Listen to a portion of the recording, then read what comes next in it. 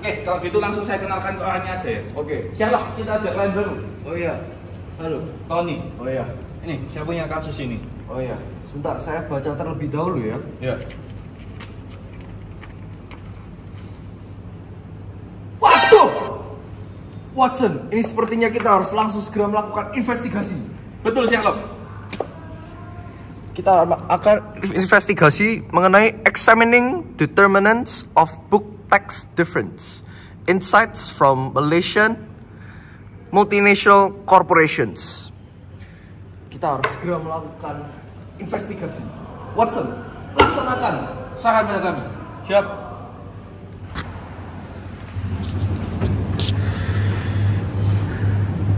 Jadi sebelum kita mulai menyelidiki lebih lanjut, saya dan Watson memiliki beberapa pertanyaan mengenai background information tentang kasus ini. Tolong jelaskan, Tony. Oke, jadi saya ini bekerja di suatu perusahaan multinasional di Malaysia.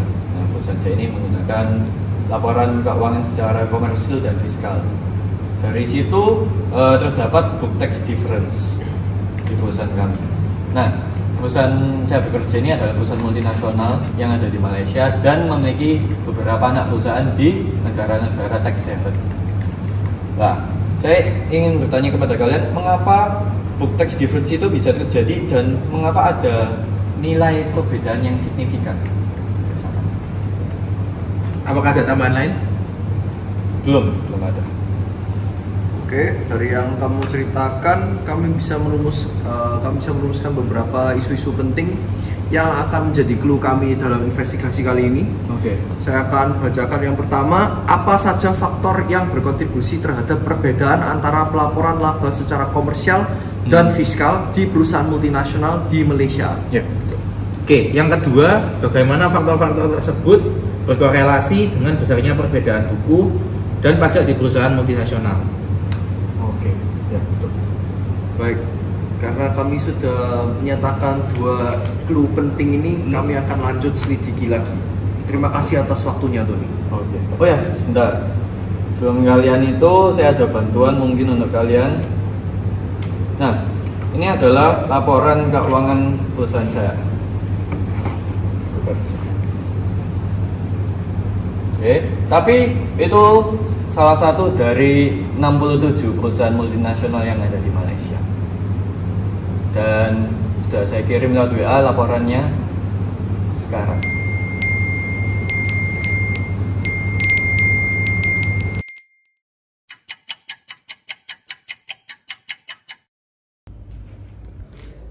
Sherlock, kita kan sudah membaca laporan keuangan dari 67 perusahaan multinasional yang ada di Malaysia.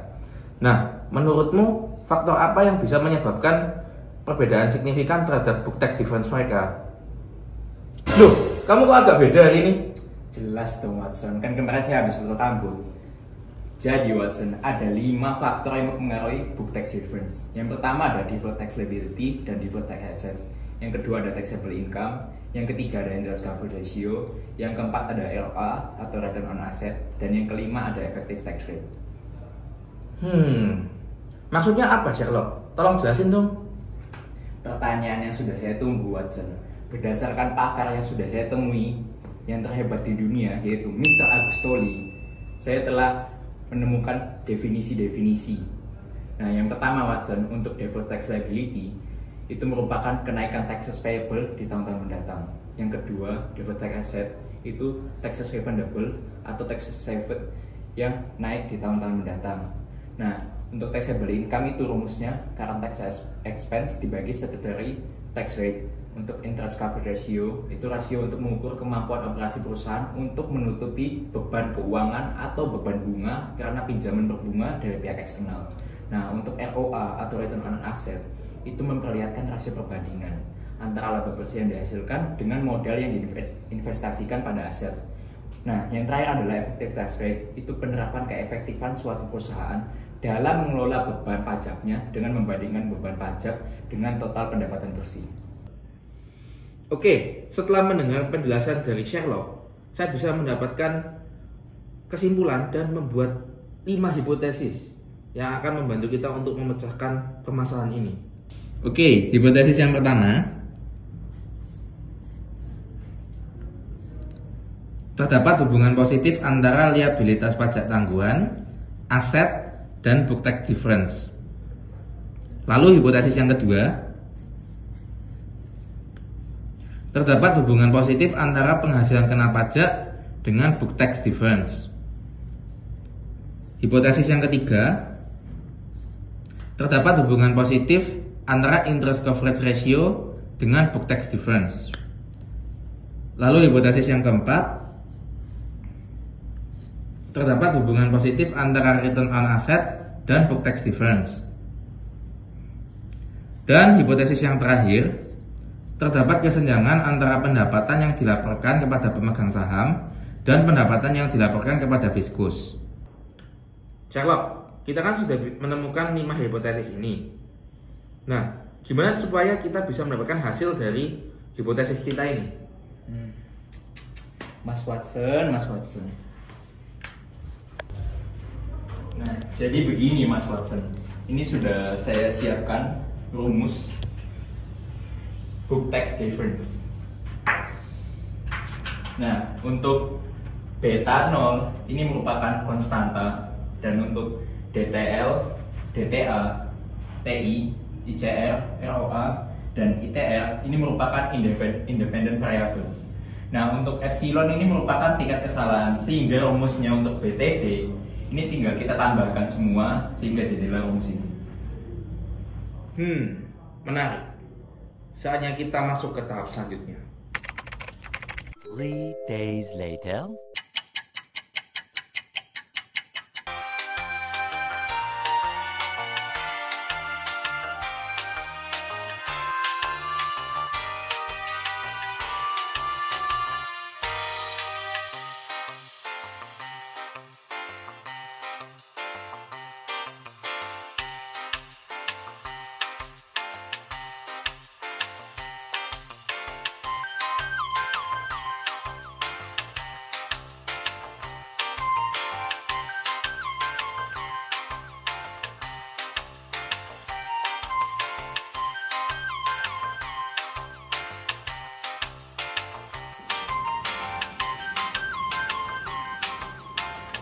Oke Watson, setelah kami menggunakan descriptive analysis dan multiple linear regression, kami akhirnya bisa mengakhiri investigasi kami dan memberikan hasil penelitian kami kepada Tony.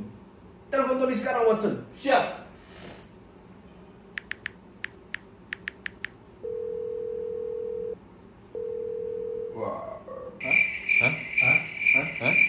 The next day.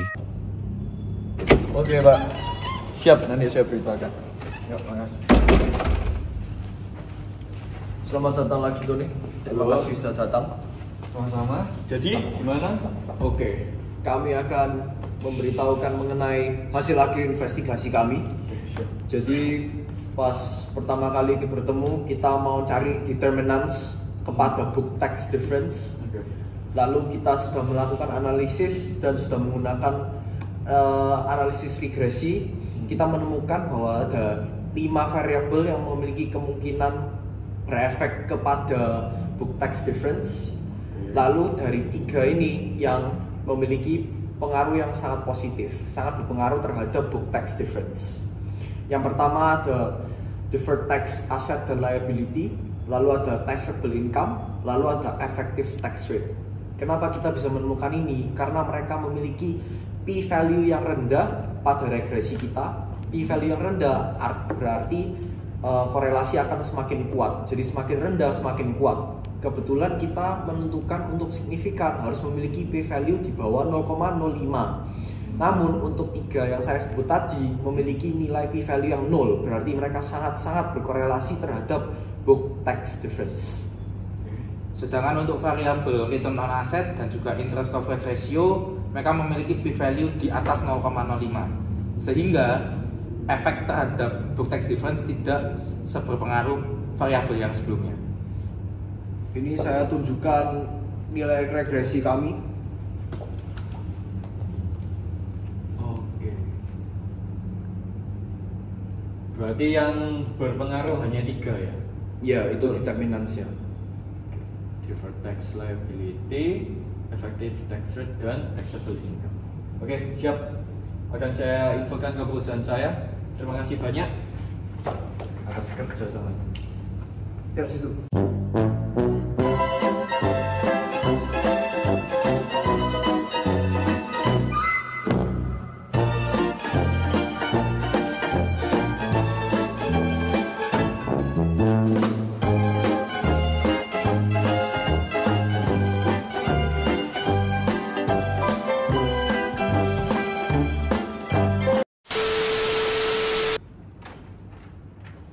Sherlock.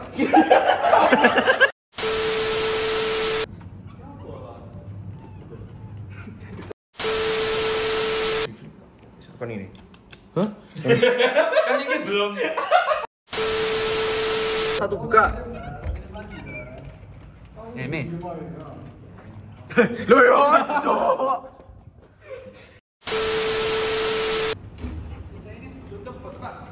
Oke, kalau begitu langsung saya kenalkan ke orangnya aja langsung. Sherlock, kita ada kasus baru. Oh iya, selamat datang. Ya. Oh.